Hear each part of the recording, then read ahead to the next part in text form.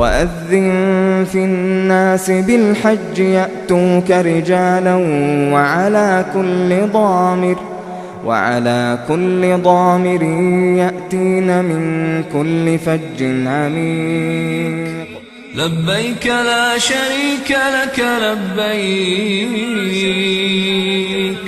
إن الحمد والنعمة لك والملك لا شريك لك. بسم الله الرحمن الرحيم. الحمد لله رب العالمين، ونصلي ونسلم على المبعوث رحمة للعالمين سيدنا ونبينا محمد وعلى آله وصحبه ومن اتبعه بإحسان إلى يوم الدين. السلام عليكم ورحمة الله وبركاته. We mentioned in the earlier episode that Hajj is such an ibadah that firstly it costs money. It is something which is physical. Hajj is a physical type of ibadah. It is spiritual in nature as well as financial. Now, Hajj, when performing Hajj, we perform Salah as well. Sometimes when we go before the days of Hajj, then we would fast as well. And we move from place to place. All this forms part of Hajj. Now, Hajj, as we mentioned earlier, that it is so possible for Allah Tabaraka wa Ta'ala that Allah Tabaraka wa Ta'ala could have allowed us to perform Hajj while at home, like with the other ibadat. For example, your salah, fasting, zakah, whatever it may be, reading Quran, whatever it may be, we could have done, we're doing it at home, and wherever we are, we can do it. But Hajj has to be performed at a specific time, at a specific place. And very often this costs a lot of money. Now, what is a hikmah? We know, and we mentioned this also, that الشريعة حكمة كلها. That means the sharia, there is wisdom behind whatever it has ordained upon us. So when sharia ordains upon us that you will not steal, then there is hikmah behind that. If the sharia has ordained upon us that you will not eat usury or interest, that also there is hikmah behind that. If the sharia has prohibited us from zina, then also there is a hikmah and wisdom behind that. Likewise, whatever it has asked us to do, it has asked us to perform our salah regularly, there is hikmah and wisdom behind that. And likewise, when it asks us to perform Hajj at a specific place, during a specific time, then also there is a lot of hikmah behind that. Now let's try and look at some of the hikmah why Allah Tabaraka wa Ta'ala has ordained that we leave our homes, travel from some places. It will be maybe an hour's flight, sometimes 2 hours, 3 hours, sometimes 7 hours, and some people will take at least 24 hours to reach Makkah and Medina. Nonetheless, Allah Tabaraka wa Ta'ala has ordained upon us that if we have man istata'a ilayhi sabila, that means if we can afford it, then you will have to go and make that the journey of Hajj. Now the first thing is that we know that as human beings, we tend to be materialistic in nature. We love the good things of this world. And many times, the enjoyments, the good things of this world makes us forget Allah Tabaraka wa Ta'ala. We forget our connection with Allah Tabaraka wa Ta'ala. So what Allah Tabaraka wa Ta'ala does is that for a specific period of time, I will take you out of this place where you are with all your surroundings, with all your enjoyments, and I will take you to Makkah. Now when we speak of Makkah, what is Makkah? Makkah is barren land. غَيْرِ ذِي زَرْعٍ عِنْدَ بَيْتِكَ الْمُحَرَّمِ. That is according to the Quran, when Allah Tabaraka wa Ta'ala described, or Ibrahim alayhi salatu wasalam described Makkah. It is barren land. Now, wasn't it possible that Allah Tabaraka wa Ta'ala, instead of calling us to Makkah, Allah Tabaraka wa Ta'ala could have chosen this specific place, being the garden route in South Africa, or it could have been the Swiss Alps. It could be Kashmir as well. greenery, a lot of beauty, etc. But Allah Tabarak wa Ta'ala, for some ibadah, which is a once in lifetime ibadah, Allah Tabarak wa Ta'ala calls us to Mecca, where when you look at the surroundings, it is dry mountain, it is rocks, it is stone, very hard living there. The climate many times very, very hot. You cannot bear the heat of Mecca, but still Allah Tabarak wa Ta'ala asks us to come there, and also we spend so much money to come there. What is the reason? Let's look at it this way. That which I spend upon, I appreciate it more. So if I were allowed to perform Hajj in my backyard, then I wouldn't appreciate it much. No. However, many people, and I recall when I was in Hajj, there was a fight was about to break out between two Hajjis, two brothers in the same group. And one of the brothers said, you know what, I'm not going to fight you. I'm not going to argue with you. I spent so much money to come here.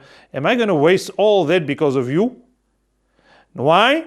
Because he knows that I had to save a lot. I had to work very, very hard to come here. And because of you, I'm not going to I'm not going to nullify my Hajj in any way. So we know that firstly you spend money on it so that we can appreciate it more. The same example, for example, a student.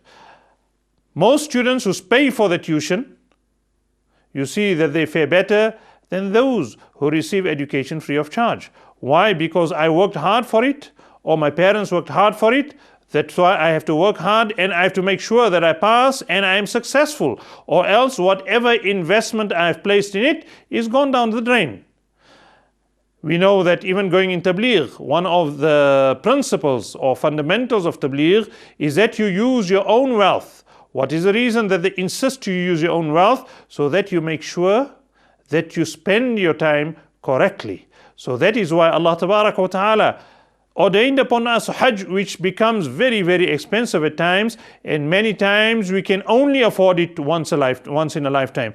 Other times we have to save up for years before we can, even if we're going to perform multiple Hajj, but it will take us years to save up and work hard so that we can perform that Hajj. So that is why we go there and we appreciate it more, and we try and spend our time better, and we try to earn from the Hajj a lot more. When I say earn spiritually, that is, we try to become better people when we return home.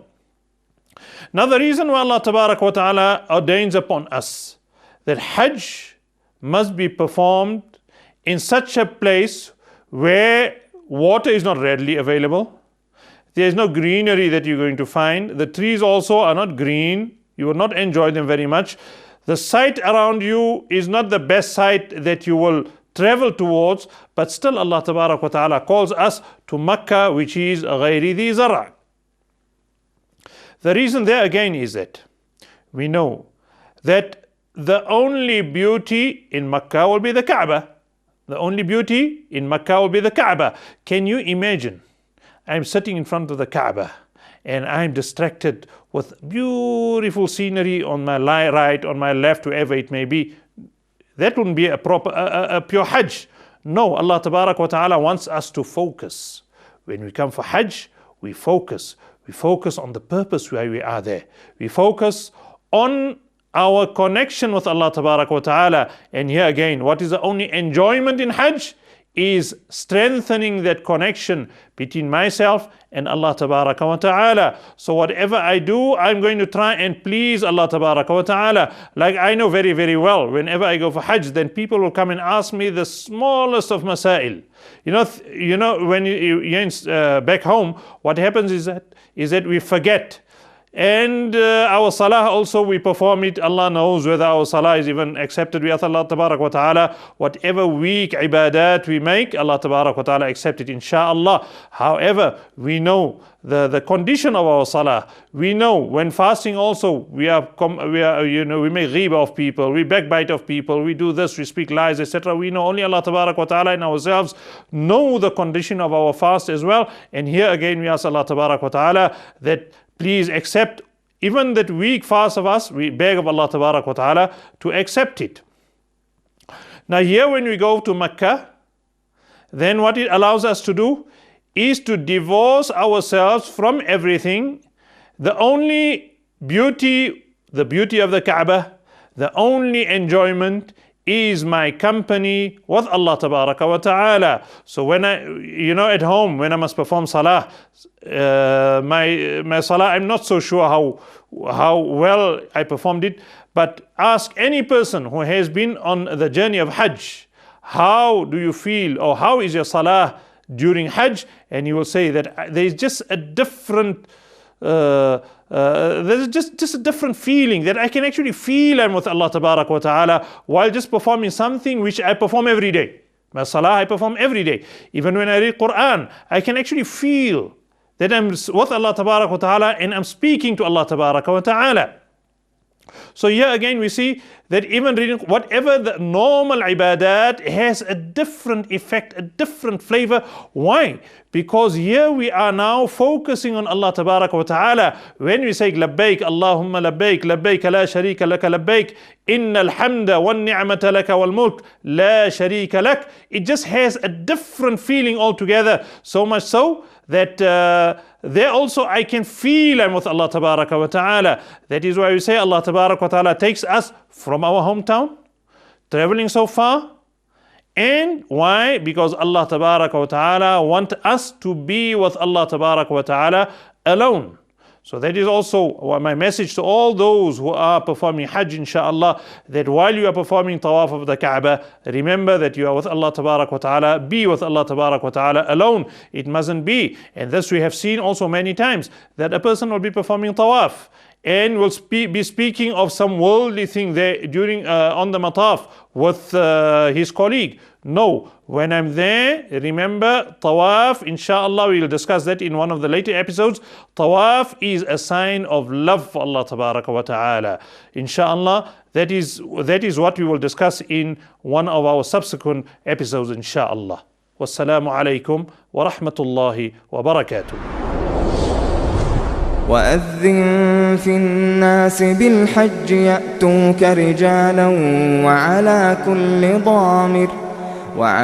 كل ضامر يأتين من كل فج عميق.